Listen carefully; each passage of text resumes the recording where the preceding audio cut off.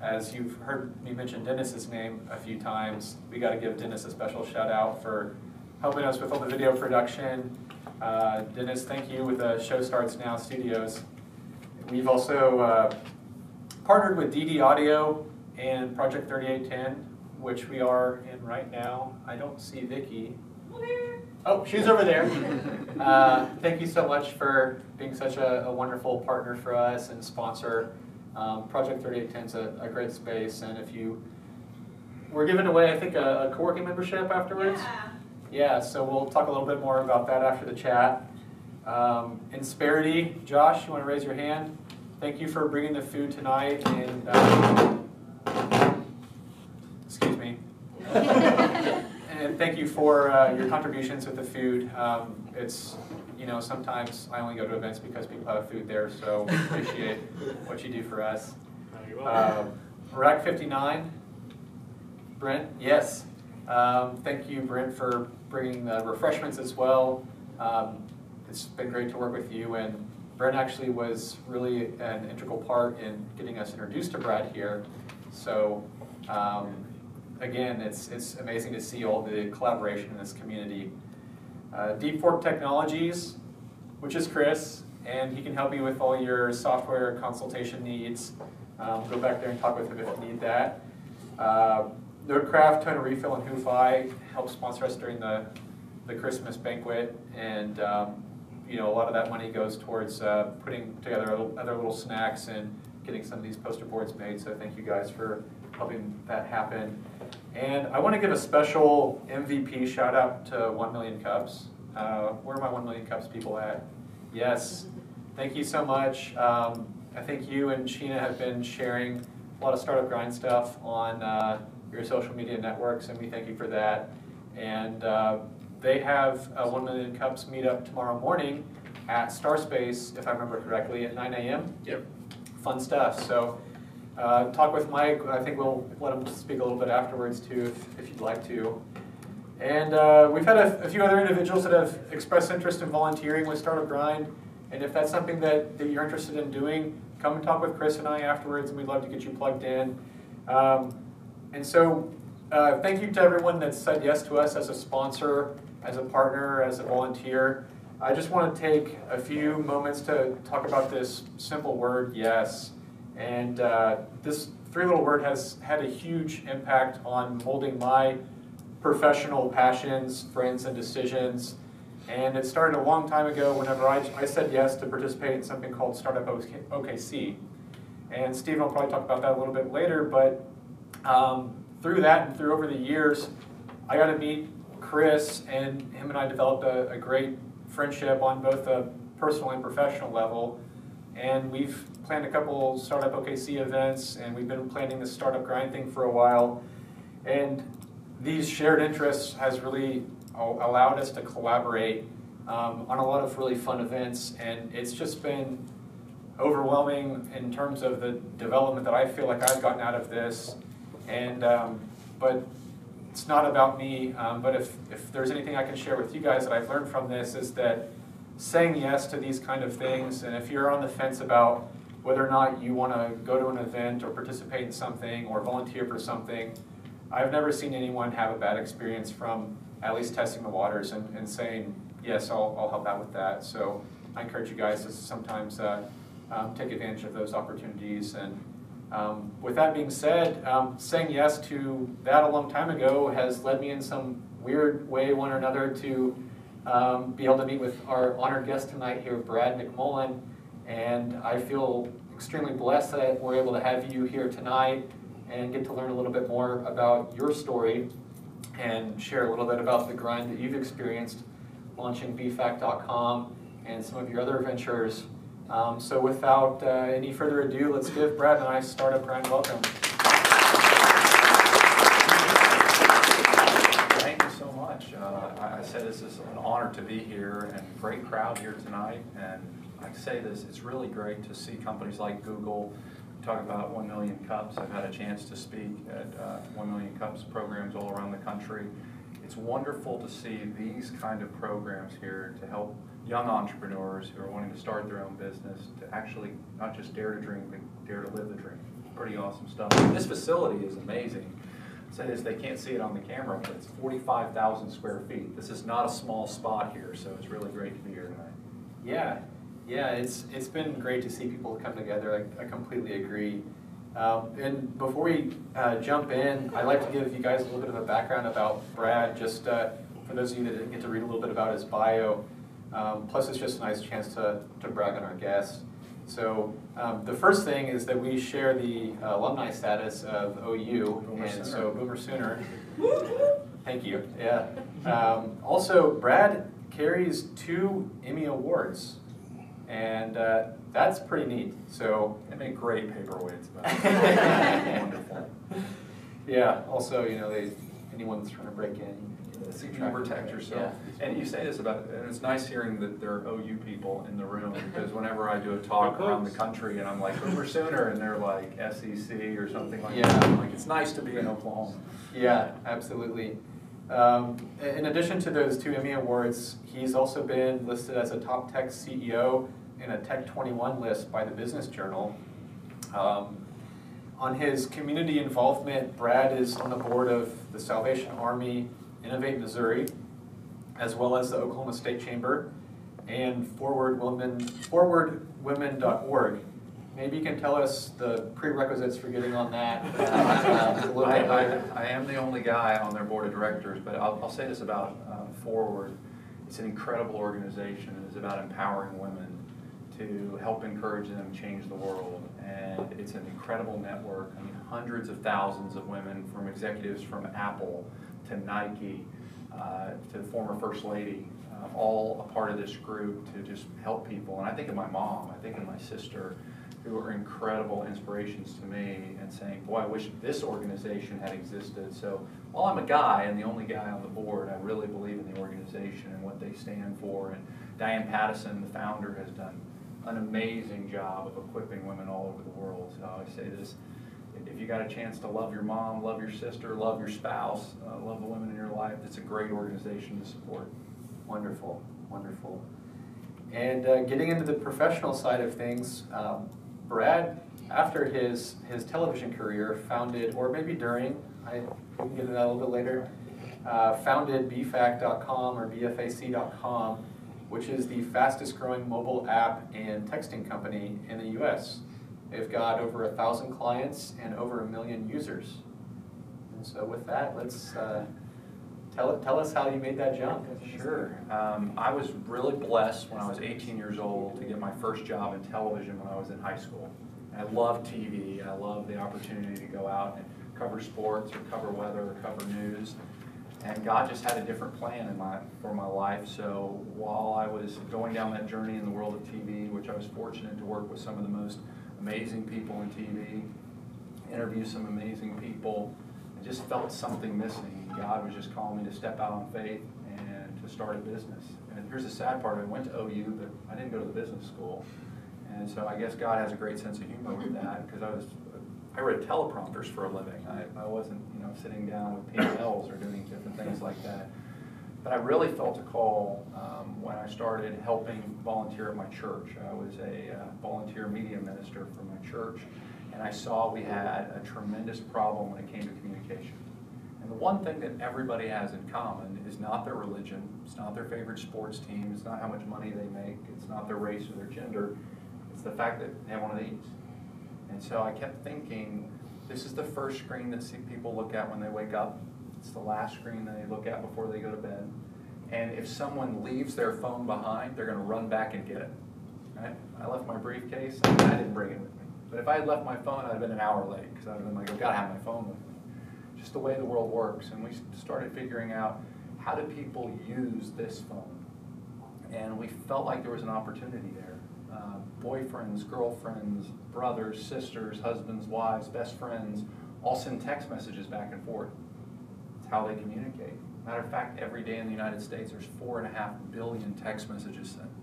And the crazy thing for me is that in that amount of mass texting that's going on, it's also the most effective form of communication, because 98% of all those text messages that are sent each and every day are read within 3 minutes. But in email, which is the way a lot of our businesses and our church at that time communicated, It has a 4% read rate. So if you're trying to grow your business or you're trying to grow your organization and you're sending out a bunch of emails, people are probably not reading them. I mean, I know that we've got some pretty amazing people in this room tonight. I'm sure all of them will raise their hand on the fact that they probably ignored or deleted 20 emails today without reading them. And some people, there are hundreds of them. And so when you just think about that 96% of all the emails that have been sent have never been viewed, never been read, we thought this is an opportunity to help our church. And then we started using this technology with a company, a different company that I had started with a friend of mine to help raise money for churches called buyfromachristian.com. And this technology really worked from the customer service side, because instead of sending them an email that someone said, I never received the email, you sent them a text and everybody's phone went off and they got it at the exact same time. And that was the other thing I think that was so important for us, is when you send an email, you're also at a disadvantage because you don't know when they're going to read it. You know, the University of Oklahoma just announced tonight that they are moving the spring game from Saturday to Friday because of weather. Now, I got it from a push notification from a mobile app, but if they sent the email, there are going to be a bunch of people showing up on Saturday going, hey, where is everybody? It's cold. But these are just the newer ways of being able to communicate. And so we felt like there was an opportunity there to do something special. And as things kind of progressed on, I decided, hey, I'm going to leave my job in TV and kind of run this company full time and see what happens. But people see us today, like where we are today. We have clients in all 50 states. We have 48 U.S. states that are actually clients of BFAC. But it was very difficult in the beginning. There were half a dozen times that we came within $100 in a given day of closing. And that's a hard thing to tell people, because you know they're seeing one thing, and seeing a debt-free company that has won lots of awards and been a part of some amazing things. But it was really, really difficult. And we're fortunate we're debt-free. We have no loans. We don't even have a company credit card. And people are like, how did you do that? And I said, truly, when we were in the beginning, no one would loan us money. So we never were one of those people that had this huge bank loan that was following them around. And you know, that's kind of my first belief is, if you've got an idea, you've got a passion that God's laid on your heart, don't give it just a little bit of your energy, your time, run. I mean, really work your tail off to make it happen, but be a good steward of the money that you have. You know, I know some amazingly talented people that are incredibly gifted. They're very intelligent, but they're awful at managing money. And the first thing about a business is that most people need to keep the lights on. They need to be able to balance the budget. And so that's such an important piece, is that you need to have a plan, you need to lay out that plan, and you need to be willing to change. We've changed a lot. We've changed tremendously in a lot of different ways, that we've added products, added services, changed from doing all in-house development to licensing technology, to being a Mississippi-based company, to communicating with people all over the world. It's okay to change. It's not okay to keep doing things that don't work. So one thing you mentioned that kind of caught my eye was, you said there was a few times where you guys came within $100 of hitting zero in the early days. Do you have any other stories of when you initially started out, and maybe some of the stumbling blocks that you encountered that you can speak on, that people might be able to learn from? We're a mobile app company. Now, in 2019, most of you know what a mobile app is, right? Apps are the #1 source of information. They're the #1 thing that people do in a given day besides sleep. And the average person spends 3 hours a day, every day, on mobile apps. The only thing they do more than that, again, is sleep. So it's easy to talk about apps in 2019. 2010, not so much. And I had a hard time, because we had to really educate a client that we would talk to about a product or service. I remember sitting down with one business and saying, I really believe this mobile app could help you. And they're like, isn't that what comes before my main course at Chili's? It's a different type of mobile app. That's an appetizer. This is an application. But we faced a lot of that. And the other thing that was the great opportunity, people are like, how did the company grow so fast? How did it start making millions and millions of dollars? Well, it's because everybody else kept doing what they were doing 10 and 15 years ago. And that helped us a lot, where the people that could have gobbled us up really fast were so focused on running their business the way they did in 1995 or 2005, it gave us an opportunity to do something that they weren't doing. I I mean, if the GoDaddies of the world said, hey, we want to do mobile app development and make sure that every business in the world has a mobile app, BFAC wouldn't have existed. If Google had done it, thank you Google for sponsoring this, by the way. If Google had done it, if Apple had done it, BFAC wouldn't exist. These are companies that were growing really fast in their own way, and they felt like they were doing exactly what they needed to do. But we saw an opportunity to build apps for businesses and organizations that may not be able to afford it. I mean, today in 2019, Zillow is a mobile app company. Yes. That is the largest single real estate company on earth. Airbnb, the #1 booking agent on earth, is a mobile app company. Instagram, when they sold to Facebook back in 2010 for over $1 billion, they didn't have a website. So when you see these people that say, I want to run my business like Netflix and not like Blockbuster, they've got an opportunity to be really successful. But there are those people, and I've sit on a board with a former chairman of Blockbuster, and that's kind of a weird conversation when you know that they actually had a chance to buy Netflix and passed on it. But it's one of those things that nobody's going to give up driving to rent that video. I'm like, yeah, they will. It's all about convenience.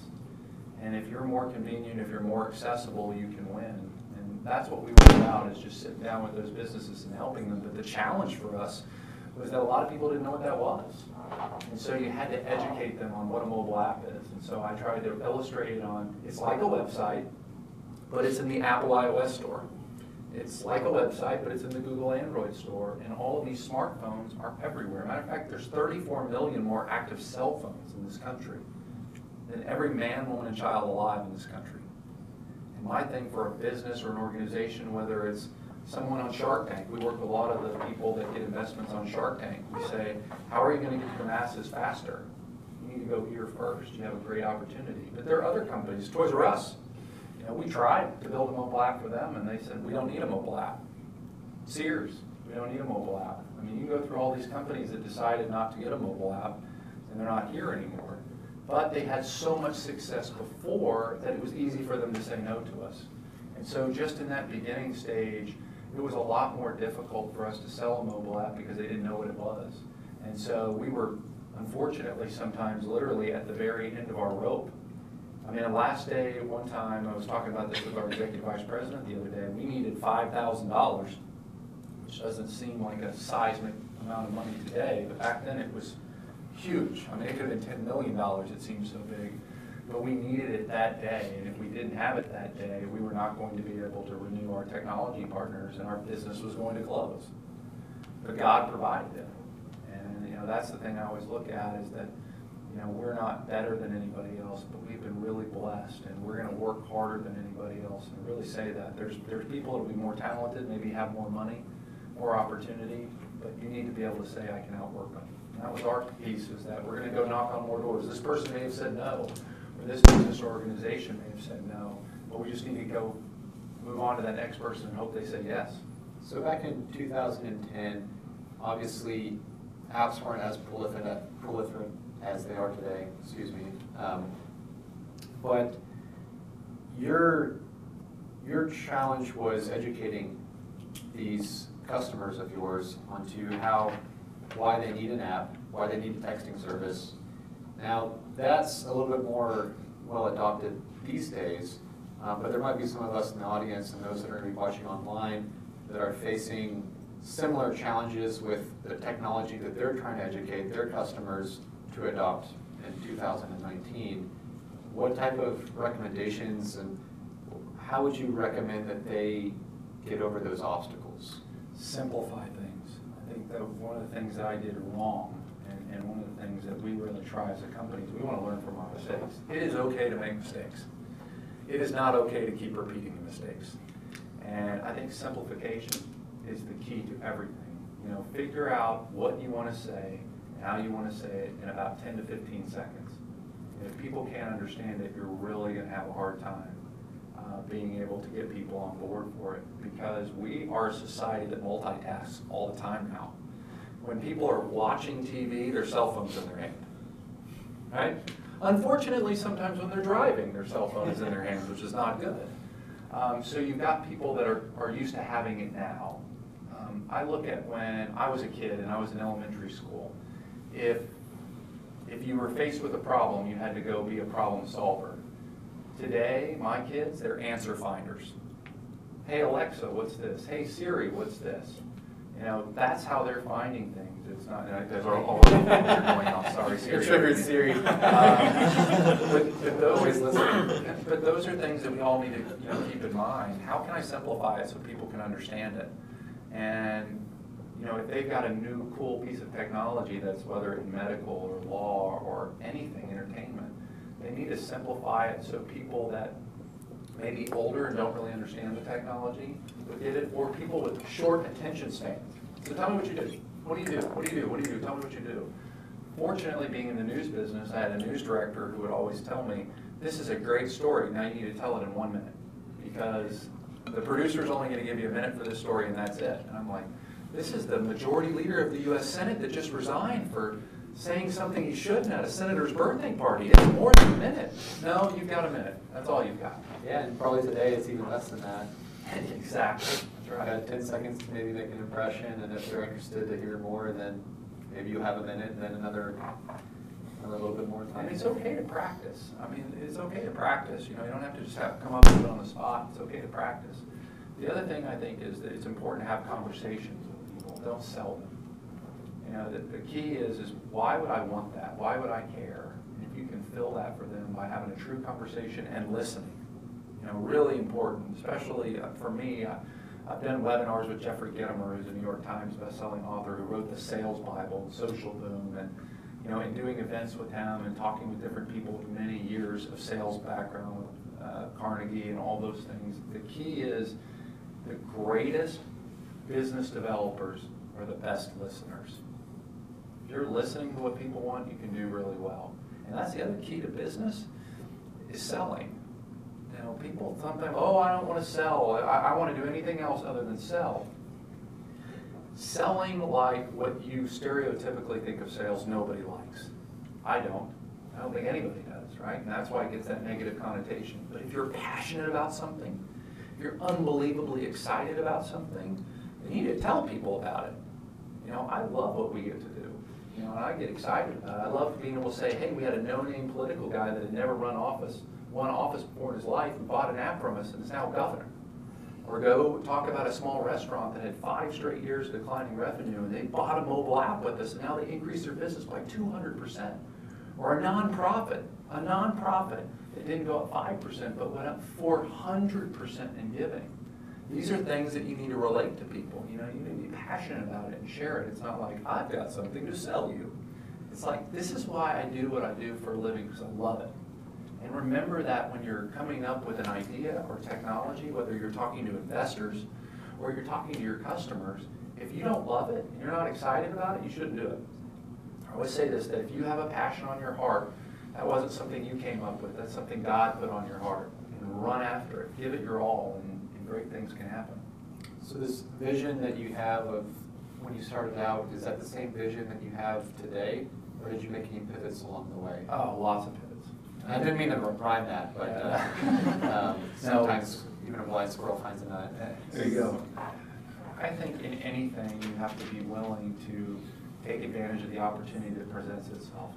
And for us, we were really a texting company, and then we saw an opportunity that mobile apps were really kind of the future and a great opportunity. So we kind of said, all right, we need to try to make the best apps possible. And we were really struggling in the development side. And just to give you an idea, developing a mobile app can be very, very expensive. Okay, so you can spend millions of dollars on a mobile app. And for most small businesses, that's not an opportunity, right? That's not an option for them to be able to do that. And so we said, what if we stopped developing? We still have developers, so if we needed to build something or do something, we could do it. But if we let the most talented and most amazing people in the world come up with usable technology that we all want to use, and now give them a place to have their technology featured. And so we kind of changed a little bit and pivoted from do it ourselves, have our own platform, have everything be all about us, to let's go out and find the best technology in the world and now give it to people. And when we did that, then we got the U.S. military, then we got Dell, then we got Michelin, then we got Goodyear, and all these bigger companies started coming on board with us because they knew that what we could do for them was not limited by our own creativity or our own talent, because don't make the sky the limit, be the stars, you know, keep going higher and higher, and that was kind of our tap, but it was going from a complete different mindset. You know, we had some original investors in our company that were like, do one thing, do it better than anybody else, and continue to own it. You want to own this piece of technology. It gets old. I mean, imagine if an iPhone cost $1 million, and you went out and you bought that iPhone, right? The new iPhone. Guess what happens in September? The new iPhone comes out. So you just paid $1 million for something that's now old. I don't like that. And I don't expect for my customers to say, hey, I want the old stuff. I want to be like Brad. I want brand new. I want cutting edge. You know, our clients that are in the SEC or the Big 12 or Conference USA, they're like, we've got students, we want the best of the best. How are you doing that? And it's just bringing talented people from all over into a room and saying, we want to license your technology that's awesome in golf. Or we want to license your technology that's great for food ordering. Or we want to license your technology that's great for communication, and bring it to the masses. So how was that conversation with the investors when you said, thanks for your input, but we're going to go this way instead? For the older audience, it was tragedy, and the Bee Gees weren't there to sing it. The younger audience, they have no idea who the Bee Gees are, but it did not go over well. Matter of fact, half of our original investors decided to leave. They took out their original investment because they did not believe in that concept. And you stuck with your plan? I did. And the other part was that I believe in customer service. I believe in treating people the exact way you want to be treated. But we are in a technology realm, if you will. I mean, our economy is all built on technology. And so here I am saying, I don't want to use automated servicing. I don't want to use a call center. I don't want to use all these cheap things that unfortunately we've all been through, right? We all know major companies where you call for customer service and you're talking to somebody, right, in another country, or they may not even work for that No company. offense. No, I mean this, that they may be, you know, not familiar with what you're calling about because they don't even work for the company. They're a contractor. Yeah. And so you're calling saying, my satellite doesn't work, and you have to be prompted through 15 or 20 minutes of stuff before you actually get to somebody, and then when you get to somebody, they may not be able to help you. So I came to my investors and I said, I've got this idea. I want to spend $1 million on people, and the people are going to work full-time for us, and they're not going to be in a cubicle. We're going to hire professionals, superstars, great people, not people that just came out of college, but you know, people that have been in the business for 20 and 30 years that can help businesses, and every one of our customers are going to get their cell phone numbers.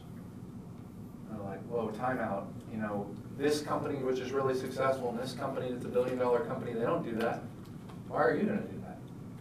And I said, it's the same thing. I want the same experience that an individual has when they go to Disney World to be like for our customers when they call for help at BFAC.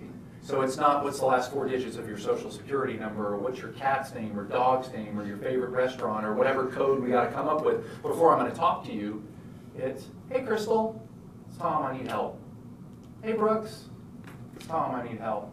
You know, hey Jeff, hey, I need help. Heather, I need help. You know, they're picking up the phone, they're talking to people, and they're getting help right away because they have a relationship.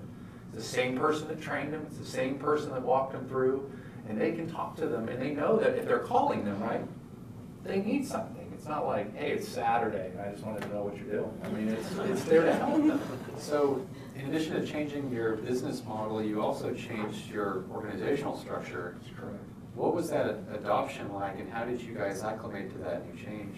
It was tough, okay? It was really tough because your norm is what you're doing that day, right? So people are used to that thing, and when you're changing things up, and I remember we first started saying, all right, you've got a list of this customer, and you've got a list of these people, and we were kind of more or less having a bunch of people talking to a bunch of different individual clients, and it was a cluster. It wasn't very good. So we learned that when we bring them on the onboarding process, that first person that they meet is the last person they need to talk to. So we want to try to let that person be their ambassador through the entire process. That was, again, not something that happened in day one. So it was a tremendous challenge for us to kind of learn because nobody else was doing it. I mean, that's the other challenge for us, is that we didn't have somebody that said, don't do that. we did that and it failed miserably. So we were crawling before we could walk and walking before we could run. And when it also costs money, it brings up some negativity, right? Because the great thing, if you're on a board and you've invested, you need to make money. And that's good, that's okay, it's a business, right? I think everyone in this room should be able to make a good living and have a great life and do all the things that they want to do. But you also have to keep in the back of your mind, the reason why they invested is they want that dollar to grow. And so if you're coming up to them saying, before I give you a disbursement or a dividend, I now kind of want to take that back and invest it again in this, you need to dot your I's and cross your T's on why. And we had some disagreements with that, where they're like, well, the majority of people don't need this, so why do it? And I always thought of this great example. My brother, Google like this, has an Android device. I have an Apple device. So if we swap devices right now, I would not be able to get the full maximum potential out of that Android device because I'm not familiar with it. And he would probably not get the full potential out of the Apple device because he's not familiar with it. But if I had a customer service person that I could call and be like, how do I operate this? How do I do this? And that's what I thought about our customer, is that they're trying to compile 14 hours of work into an 8-hour workday every day. They may not be listening to everything in their training session. And so once they're out, they're like, wait a minute, how do I send a push notification? Wait a minute, how do I group this list, or how do I do these things? But if we have that relationship, then we can win. And that's why, people see us as a tech company. I've always seen this as a relationship company, because the technology is going to come and go and it's going to change. But if you have a relationship with somebody, they're going to continue to introduce new things to those people. That's great. And so on that note, you have this customer support team. Are those located in the Oklahoma and Missouri areas, or? Mississippi mainly. Mississippi. It's all right. Mississippi mainly, and Oklahoma. And as we expand, we're looking to eventually, hopefully, have people in all 50 states. Because we have customers in all 50 states. It would be, I'm all about local. I think local is king. And if we could localize that and have people where they're not just calling them, but they could go see them if they wanted to. Or have a one-on-one or something like that, I think that's great. A lot of people would say that's bad, that's a waste of money. Again, I think the more you're... It does get expensive. It does, people are expensive. But if you love on them, you treat them the way you want to be treated, you invest in them, and you say, I want this to be the last job you ever have. When we do recruiting services or we bring on people, I always say this, look, I want this to be the last job you ever have. What can I do as an employer, what can I do as a CEO to make this the best job you ever had? A couple years ago, we took our entire team to Disney World, which was a lot of fun, by the way. It was great. By the way, it's interesting, you go to Disney World and you can walk like 15 miles a day and still gain weight. It is amazing. Work. Challenge accepted. Exactly. But we try to do those things. We try to say, hey, and there are a lot of people that want to work from home. And I grew up with an idea of having community at the office. And I've kind of had to pull myself away from that, to be like, we don't need a giant office, we don't need everybody all in one space. If somebody wants to stay home, let them stay home. If somebody wants to do this, they can do this. But you've got to have accountability. You've got to have an understanding where this is the expectation. This is what we expect you to do. These are the number of people we expect you to talk to. So they know kind of that there is responsibility that goes along with this awesome, incredible, fun-loving schedule. Yeah, that's great. So what, obviously you're an alumni from Norman. What made you choose locating part of your business here in Oklahoma? We started our business in Mississippi, and I honestly never thought I would come back to Oklahoma. As crazy as that sounds. I love Oklahoma. We had a massive tornado come through Moore a few years back, and I came with the Salvation Army to do some counseling with some of the victims of that awful tornado that came through Moore, where kids were killed in elementary school. And I remember walking around and just praying with people, and I felt like this was home. And that just kind of sat in me. And when the governor was doing some recruiting and said, hey, we want to kind of diversify the economy, and we had an opportunity to come back, I said, you know what, there may be opportunities in Austin and some other places, or Atlanta, but I would really like to come home to Oklahoma. So that's how it all started, and we hope to just continue to grow our footprint here in Oklahoma. That's great. So you obviously felt called to move part of that here, and it seems to have been a welcoming place for you to come back to. Are there any other types of opportunities that you see in Oklahoma for other people that are maybe looking to locate a business here or looking to grow here? I would say this, that Oklahoma literally is the center of the United States of America. Like if you are wanting to do distribution, Oklahoma's a great place to be. If you're looking to do customer service, I mean, I argue that we have some of the nicest people on the planet that live right here, right? Diversity. I mean, I think what's so special about this state is we're all different. I mean, it's such a great place, and if you're a company, you need diversity. If everybody looks like the same or acts like the same or comes from the same background, you're not going to have a very successful company. I love Oklahoma's diversity. I think we've got an amazing melting pot of incredible talent, incredible heritage, and great values that everyone shares. I mean, it's that Oklahoma's got great workers, great people that want to go and give a good, honest day. And if you're a company of any size, Oklahoma's a great place, and it's great to travel to and from Oklahoma because you can hop at Will Rogers and get anywhere in the world, and it's not as bad as flying from Florida to California or from California to New York. So those are some really great advantages. And the cost of living here is fantastic. I mean, go to California and see what $200,000 can get you when you're buying a house. It's not much. And be like, no, I don't mean the cardboard box. Where can I live for $200,000? Taxes are good. I mean, there's always ways. I mean this.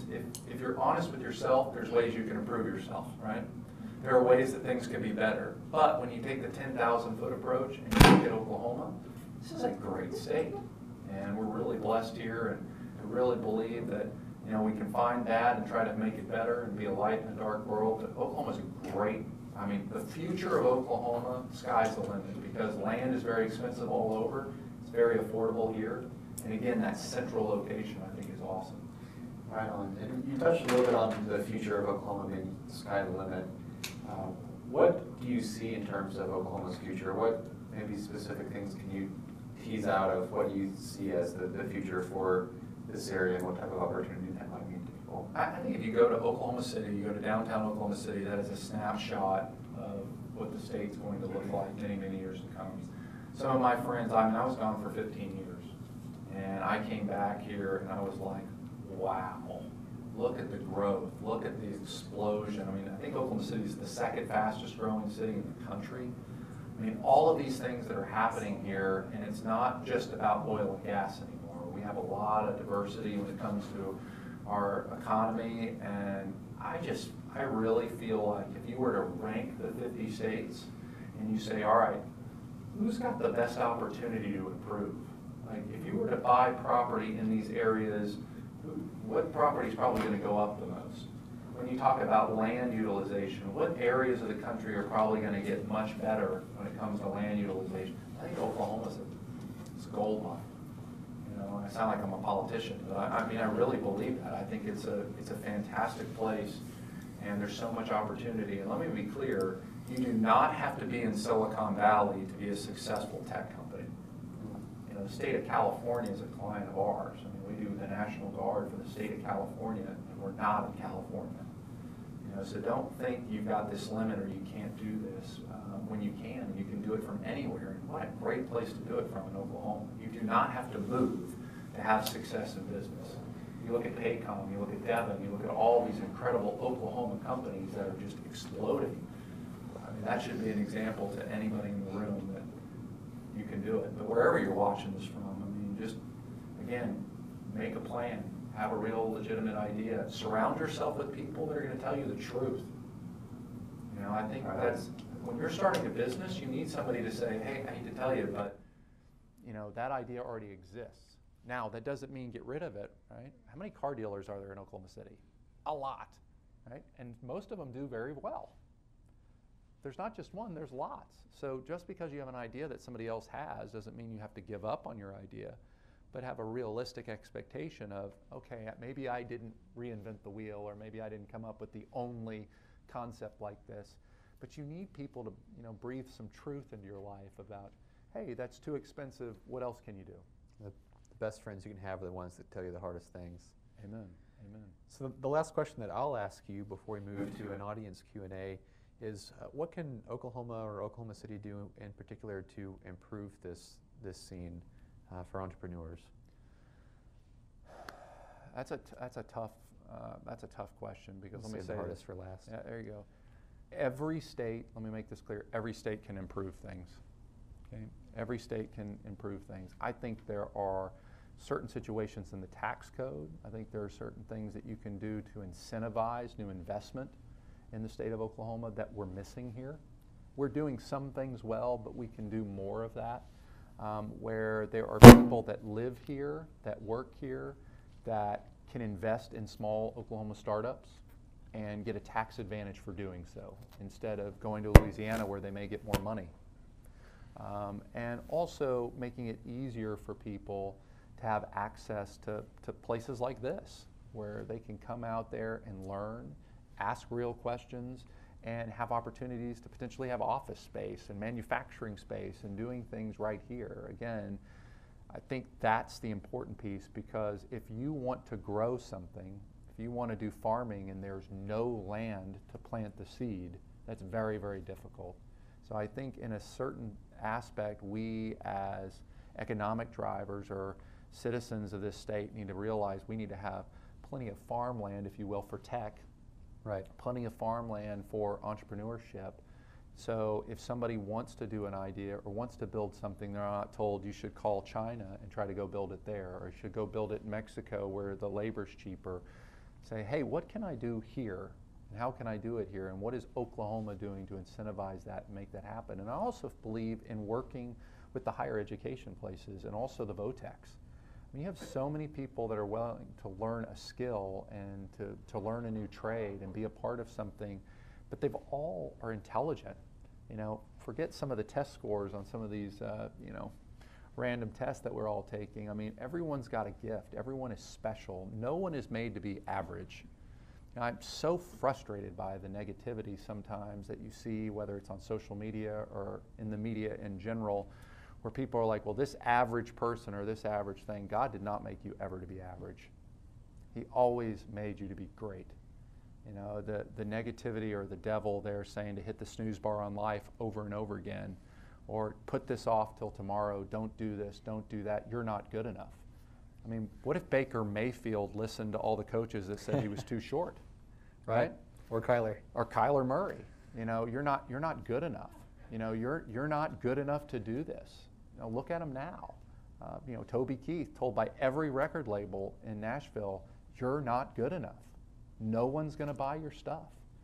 I mean, there's countless stories of those people that didn't give up. You know, if you believe in something and you have passion in your heart to do something, go do it. Again, what I said at the top, don't dare to dream, dare to live the dream. You know, and you just got to go do it. You know, that's the other part, is don't keep putting something off that you can do today, and learn. You know, anytime you ever run into a room and somebody's like, I know everything, run from them. Don't walk, don't skip, dead sprint from that person. If you really want to see great leaders, they're constantly wanting to learn.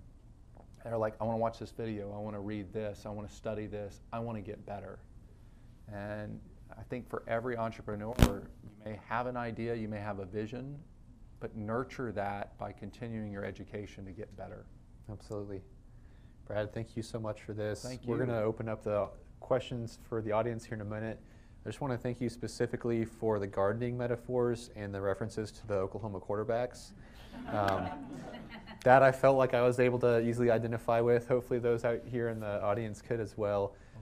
Shameless plug for bfac.com. Sounds like an awesome place to work. I assume you're hiring? Always, always. If you go to bfac.com or you download the bfac.com app, which is free in iOS and Android, click on careers and feel free to apply.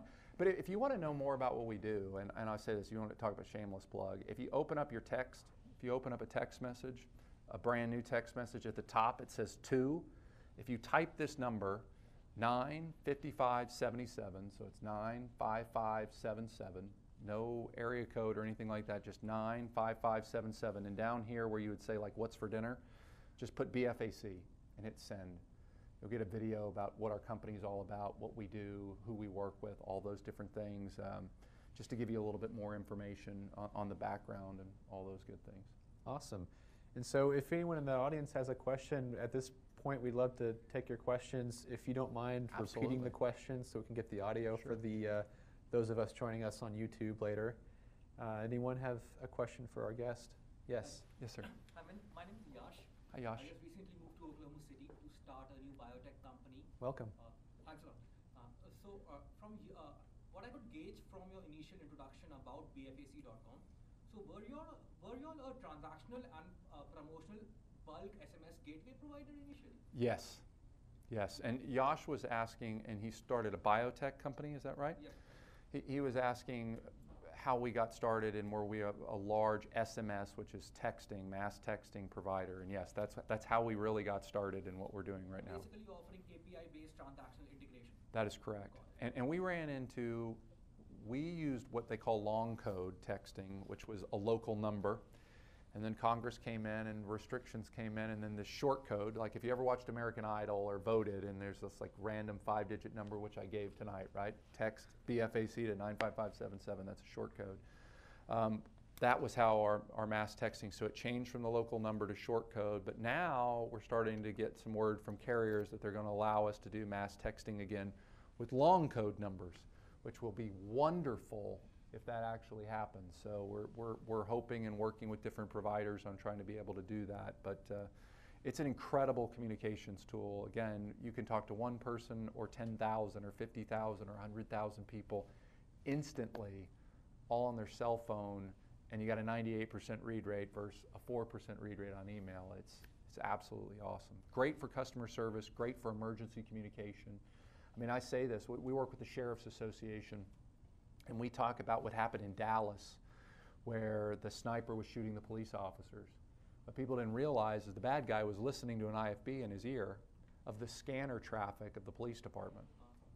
So he knew where they were going to be. But if they had our texting platform, they could have communicated with the officers.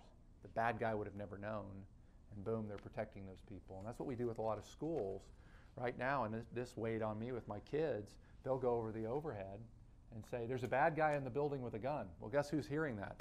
The bad guy in the building with a gun. But how cool would it be to just send a private text to all the teachers to tell them nice and calmly, shut the door, lock the door, barricade yourself, so the kids aren't screaming, the kids aren't scared, and kind of control the situation.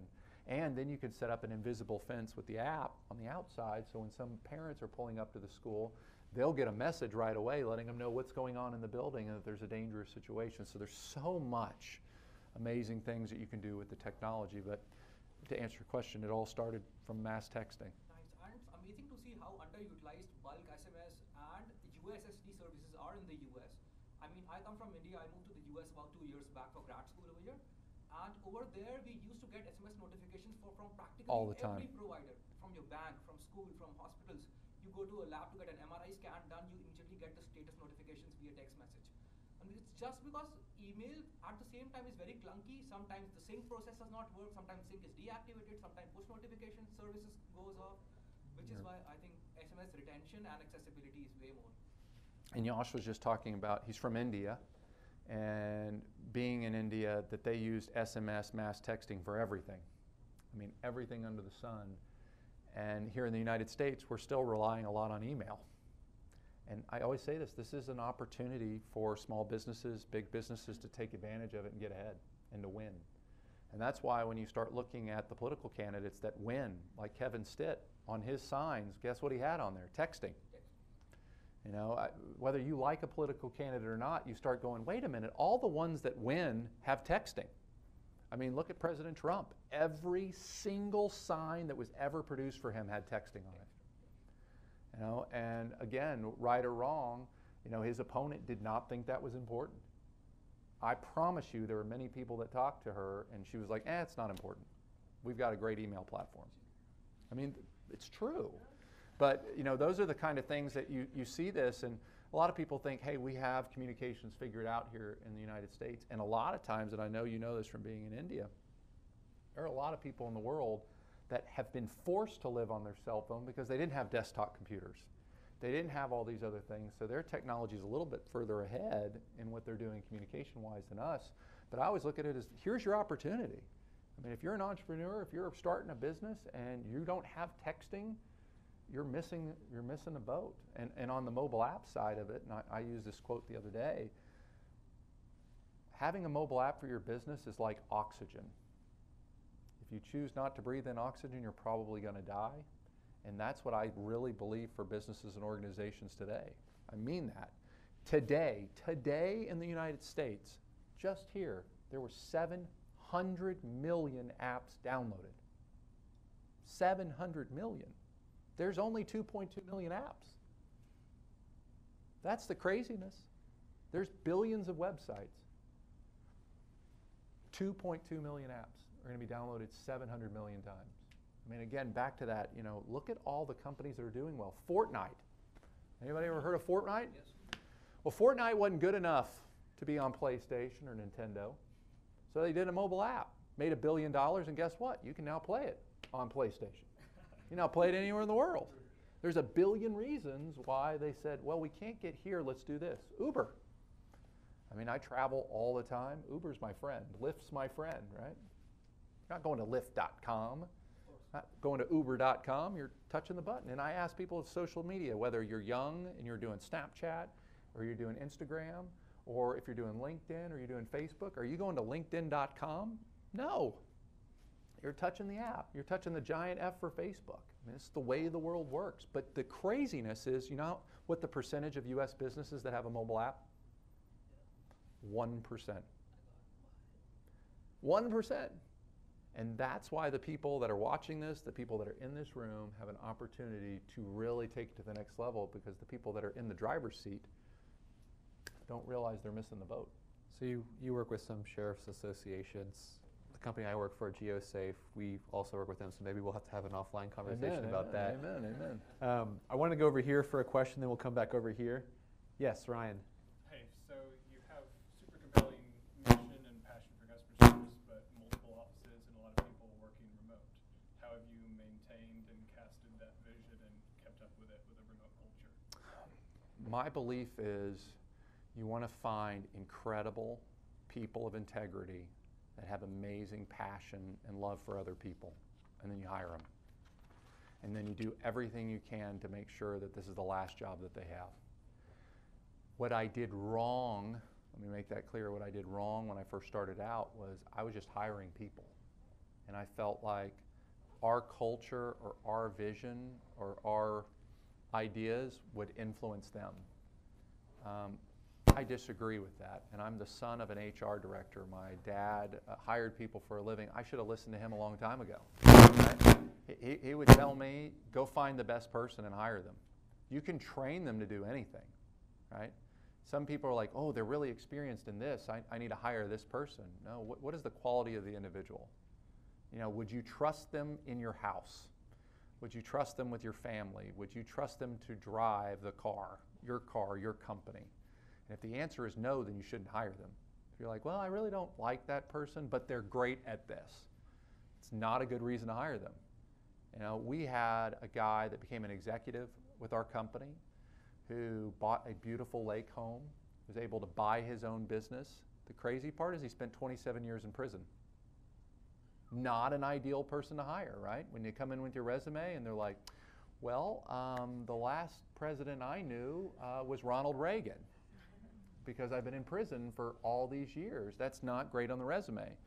But when someone from the Salvation Army was like, here's a guy that went to prison, made a terrible decision when he was 17 years old. He turned his life around, got all these degrees while he was in prison, incredible, model prisoner. Then he came to work at the Salvation Army. He did all these great things. If you're looking for a superstar, here he is. And now here's a guy making crazy money, having an unbelievable life, and helping people because he was a great person. Does that make sense? We all make mistakes. All our trash stinks, by the way. It's just, different levels of it. And I just believe that if you give people a chance based upon what their potential is and who they are, you can win. So, to answer your question, we're going to grow. It's just finding the right people to fit that. So I have a guy that lives in Seattle, Washington. Do I wish he lived here? Yes. Do I wish he lived in Mississippi? Yes. You know, we have people in many different states. I wish they were all here, but you know what? They're there. That's where they love to be. They're awesome people. We need to keep them. And we need to do everything we can to equip them with the tools they need to be successful too. You know, you can't just like leave them on an island and say, Right. good luck. You've got to give them the tools that they need to be successful. All right. Yes. Brad, thanks again for coming tonight. Thank you. Question for you, where do you see the landscape changing, or is it going to change, considering mobile application versus mobile web, responsive web? Right. He asked, where do I see the landscape changing when it comes to mobile apps and responsive websites, like mobile websites? This is the craziest part, is the numbers. Let's talk about black and white numbers as reported by Forbes magazine. Apple released their analytics to Forbes. And so this is not a survey, this is not somebody's opinion, this is black and white statistics. That 90% of the time that somebody is on this device, they're on mobile apps.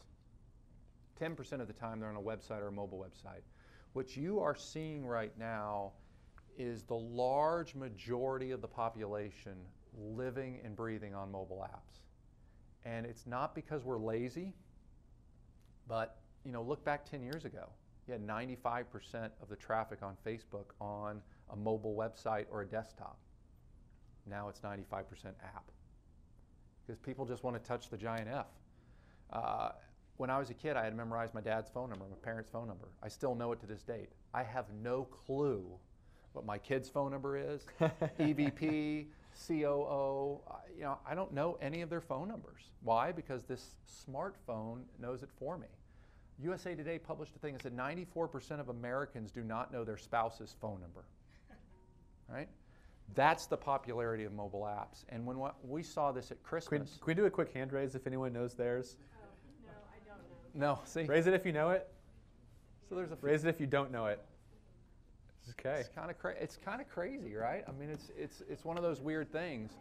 It's not that you don't love them. Now, again, if your ringer for them is like "Ding Dong, the Witch is Dead" or something like that, that's bad. That's bad. But you want to have that number. I think we've got time for maybe one more question. Two more questions. We'll But go over here with to answer your Steven, question, and then I really feel like it's only going to ramp up. I think it's going to continue to go, because when it was 86% 2 years ago, 86% of the time somebody was on a phone, they were on apps versus websites. I never thought it could get higher than that. But now, I mean, the options that people have, they just want to save it on their phone and use it. And the other interesting stat, this was released, is that the average consumer uses 30 different apps a month. It's not one or two, and only 29% of the time that they're on mobile apps is social media. And here's the other crazy part. This Christmas, there was more money spent on mobile apps than all the brick and mortar stores combined. So when you've got 72-year-olds, Dad, I love you, using Amazon to buy gifts, it's pretty compelling. So we're going to go over here. We're going to do a quick question and quick answer with Steven, and then going to have Stacy bring us home. I think this is fast. I have the citations, but I'm only going to give you two examples. I just want to see how you respond. APIs. Salesforce.com, 60% of the revenue comes from an API. I believe, this is correct, eBay, 90% from an API. Yeah, automation, programming, you're seeing stuff like when we built the very first Chick-fil-A app, we had all kinds of API. I mean, there's all kinds of stuff in it. You'll see mobile platforms, mobile websites, all these different things integrated into apps. It's just how they're getting that information. We built Mike Gundy's mobile app for Oklahoma State football. I'm an OU grad. It's tough, all right? It's okay. But he had CoachGundy.com for 10 years.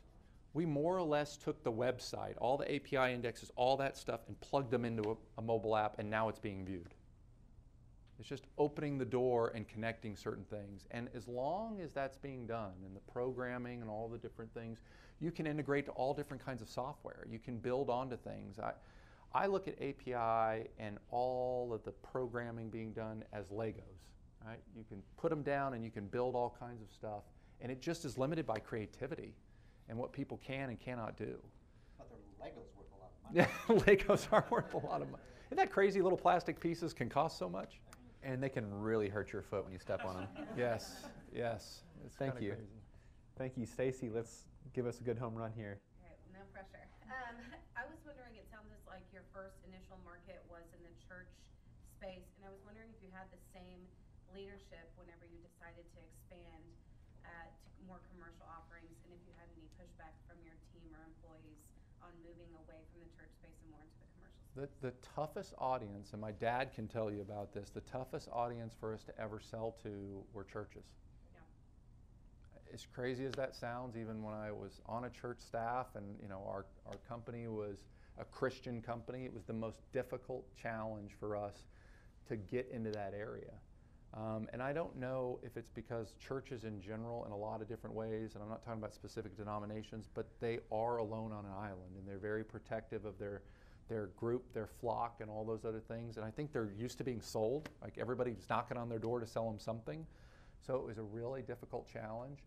It was easier for us to sell secular businesses than it was to ever sell a church, bar none. So after we made millions of dollars in the secular world, and the churches are like, man, I need to do business with that. That looks like a great idea. True story. We started our original business model. We talked about changing the plan and pivoting.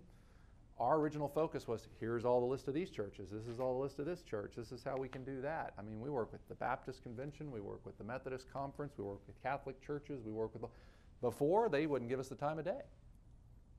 I mean, they wouldn't give us the time of day. It was just a unique perspective. But yeah, the original idea was, yeah, we're going to help all these churches and we're going to help all these Christian schools and we're done.